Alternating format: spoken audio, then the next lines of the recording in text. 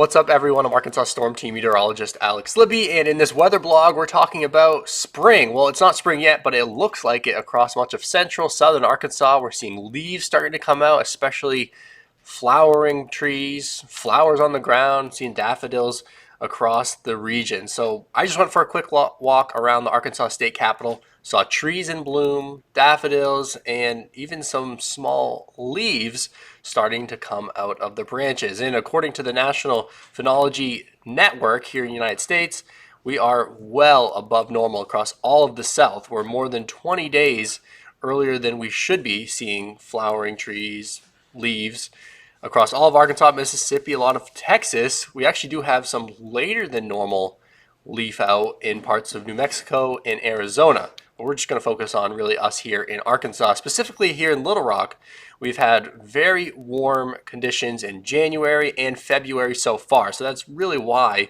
we're seeing the leaf out.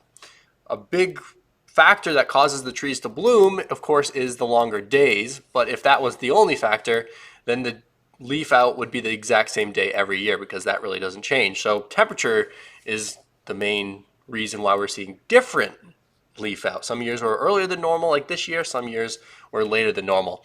And the reason why we're earlier than normal this year is definitely the temperature. January, we saw 25 out of the 31 days above average, with an average temperature more than 8 degrees warmer than normal.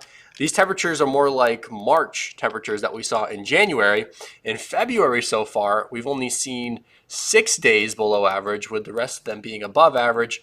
And we had 3 days in the 70s so far in February. We've seen 9 days in the 70s, January and February combined. So it's just been very warm, and that's why we're seeing that early leaf out. Overall, as far as negative or positive impacts, I guess positive could be a little bit longer season for bees to collect pollen, and negative would be that pollen causing a longer allergy season for those who suffer.